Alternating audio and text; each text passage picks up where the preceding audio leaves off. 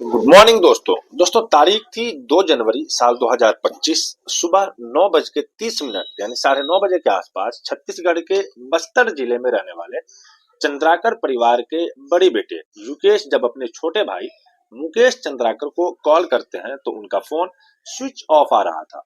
वैसे तो मुकेश के फोन का स्विच ऑफ आना ये आम बात थी, क्योंकि वो पेशे से एक पत्रकार थे और अक्सर या तो वो रिपोर्टिंग के दौरान अपना फोन को स्विच ऑफ कर लेते थे या फिर कभी कभी बस्तर के जंगलों की तरफ जाने पर उनके मोबाइल का नेटवर्क चला जाता था। वैसे भी पिछले ही दिनों यानी कि 1 तारीख को 1 जनवरी को दोनों ही भाई आपस में मुलाकात हुई थी। इसीलिए उन्हें लगा कि शायद मुकेश न्यू ईयर सेलिब्रेट करने कहीं चले गए होंगे। यही वजह थी कि उन्होंने उनके फोन को स्विच ऑफ आना यूं ही उनको एक नॉर्मल केस समझा और युकेश ने शुरू में उस पर इतना ध्यान नहीं दिया। लेकिन आधा दिन बीत जाने पर भी जब मुकेश का फोन स्विच ऑन नहीं हुआ तो वो घर लौटे और युकेश को फिर फिक्र होने लगी। उन्होंने बस्तर का वो जो इलाका है वो नक्सली प्रभावित इलाका है, इसीलिए वहां पर कब क्या हो जाए इसका डर हर किसी को हमेशा सताता। इसीलिए युकेश सभी परिचित लोगों को फोन करके मुकेश के बारे में पता करना शुरू कर देते हैं। मुकेश अपने जर्नलिज्म की वजह से बस्तर का जाना पहचाना अच्छा खासा नाम था। इसीलिए युकेश को लगा कि किसी न किसी तो उन्हें जरूर कोई न कोई उन्हें जाता हुआ कहीं या आता हुआ कहीं तो देखा होगा। लेकिन वहां मुकेश के बारे में किसी को कोई खबर नहीं थी। शाम ढल गई और मुकेश अभी भी लापता थे। मामले को सीरियसनेस को देखते हुए युकेश ने शाम 8 बजे मुकेश की गुमशुदगी की रिपोर्ट दर्ज करवाई लोकल पुलिस स्टेशन में और पुलिस की टीम को रवाना भी हुई और अलग अलग जगहों पर मुकेश को ढूंढा जाने लगा। इधर मुकेश का जो गूगल फाइंड माई डिवाइस जो एप्लीकेशन होता है उसके जरिए उन्होंने उसकी एक्टिव लोकेशन निकाल ली और वह 1 तारीख की रात को बीजापुर शहर के चट्टान पाड़ा बस्ती के इस फार्म हाउस के पास में थे। देर रात को पुलिस की टीम वहां पहुंची और इस फार्म हाउस के एक एक रूम की तलाशी ली, पर मुकेश वहां पर नहीं मिले। पुलिस की टीम और जगह पर भी मुकेश की तलाश कर ही रही थी, लेकिन कोई सफलता हाथ नहीं लग रही थी। मुकेश को जानने वाले दोस्त यार सभी लोग रात भर उनकी खोज में लगे रहे। घड़ी की सुइयां भाग रही थी, रात गुजर रही थी, सवेरा भी हो गया था, लेकिन मुकेश की कोई खबर नहीं मिली।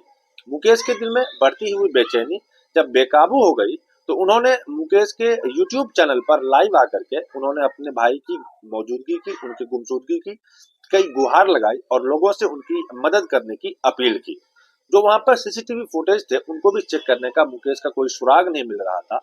लेकिन युकेश के दिमाग में कहीं वही फार्म हाउस वाली जो लोकेशन थी वो बार बार खटक रही थी। इसीलिए उन्होंने कई पत्रकारों के साथ मिलकर पुलिस पर दिन के वक्त में फिर से उसी फार्म हाउस में जांच करने का दबाव बनाया और आखिरकार पत्रकारों का एक ग्रुप पुलिस की टीम के साथ उसी फार्म हाउस में पहुंचा जहां की लोकेशन उन्हें पहले ही मिली थी।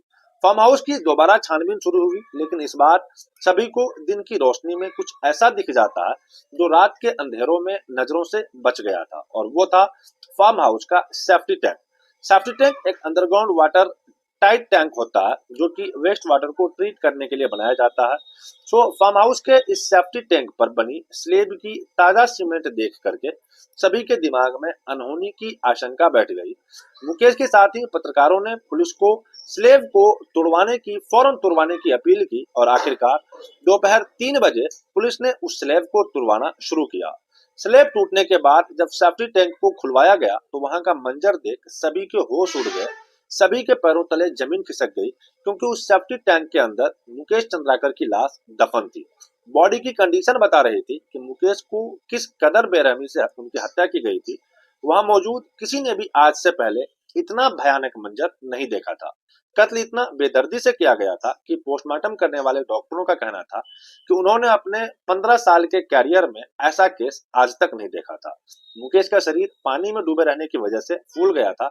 उनके सर पर 15 फ्रैक्चर थे, दिल और लीवर बुरी तरीके से डैमेज था और शरीर की कई हड्डियां टूटी हुई थी।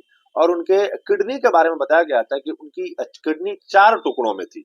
एक निडर ईमानदार जर्नलिस्ट का नक्सली प्रभावित रीजन में मर्डर हो सकता है, यह आपको नॉर्मल लग रहा होगा, लेकिन इस ब्रूटल मर्डर का असली सच, इसके पीछे की वजह, इसमें शामिल सभी लोगों के काले चिट्ठे के बारे में जब आपको पता चलेगा तो न सिर्फ आपका खून खौल उठेगा, बल्कि कहीं न कहीं यह तकलीफ भी होगी कि क्या सच का साथ देने वालों के साथ ऐसा अंजाम भी हो सकता है। इसीलिए इस वीडियो को न सिर्फ पूरा देखिएगा बल्कि अपने दोस्तों के साथ शेयर भी जरूर कीजिएगा, क्योंकि इन्हीं खुलासों को दुनिया के सामने लाने में या लाने वाले उस्मान ने मात्र 28 साल के मुकेश चंद्रकार की इसकी कीमत उन्होंने इस हिसाब से चुकाई कि अपनी जिंदगी ही दान कर दी। तो दोस्तों, यही थी मुकेश चंद्रकाकर की कहानी। आई होप आपको समझ में आई होगी। मुकेश चंद्राकर की कहानी जो अभी तक मैंने आप लोगों को सुनाया, ये कोई पहली घटना नहीं है हमारे देश के लिए, क्योंकि हमारे देश में आज से नहीं कई सालों का इतिहास रहा है कि पत्रकारों का मर्डर, और वो भी इतनी बेरहमी से कि आप उसकी कल्पना तक नहीं कर सकते हैं।